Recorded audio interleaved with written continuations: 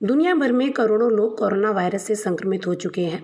Corona virus जितनी तेज़ी से पांव पसार रहा है, उतनी ही तेज़ी से वैक्सीन बनाने की प्रक्रिया भी शुरू हो चुकी है। कोविड-19 महामारी को रोकने के लिए दुनिया भर में 140 से ज़्यादा वैक्सीन बन रही हैं। गौरतलब है कि भारत में भी 2 वैक्सीन का ह्यूमन ट्रायल चल रहा है। इस बीच एक अच्छी खबर यह सामने आ रही है कि Indian council of medical research यानी ICMR और भारत बायोटेक की वैक्सीन कोवैक्सीन का ट्रायल हरियाणा में शुरू हो गया है।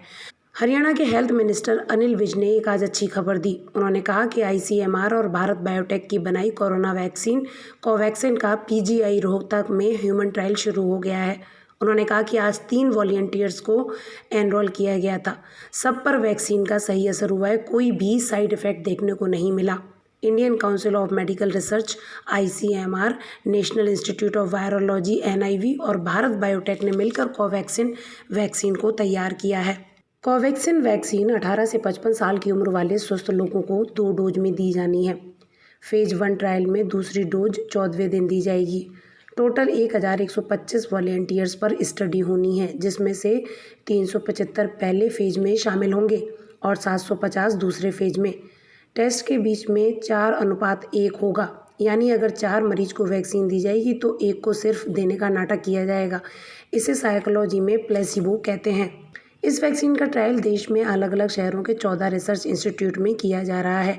इन शहरों में नई दिल्ली, रोहतक, हैदराबाद, विशाखापट्टनम, पटना, कानपुर, गोरखपुर, भुवनेश्वर, चेन्नई और गोवा शामिल हैं। पटना एम्स में 4 दिन पहले ट्रायल शुरू हो चुका है। शुरुआती डोज कम रहेगी। ट्रायल में यह भी देखा जाएगा कि वैक्सीन देने से किसी तरह का कोई खतरा तो नहीं है। अब चूंकि हरियाणा के रोहतक में इंसानी ट्रायल अच्छा रहा है और कोई साइड इफ़ेक्ट नज़र नहीं आया है, तो इस वैक्सीन से काफ़ी उम्मीदें बंध गई हैं। ट्रायल में साइड इफ़ेक्ट्स के अलावा यह भी देखा जाएगा कि कोविड-19 के अलावा लिवर और फेफड़ों पर इस वैक्सीन का क्या असर हो रहा है। इसलिए पहले फेज को सेफ्टी एंड स्क्रीनिंग कहा गया है। ICMR ने उन्हीं इंस्टीट्यूट को चुना है जहां पर क्लिनिकली फार्माकोलॉजी विंग हैं और ह्यूमन ट्रायल में एक्सपीरियंस वाले हेल्थ केयर प्रोफेशनल्स हैं। ट्रायल में जल्दबाजी नहीं की जा सकती, क्योंकि इसके जरिए यह सुनिश्चित किया जा रहा है कि वैक्सीन इंसानों पर इस्तेमाल के लिए सुरक्षित है।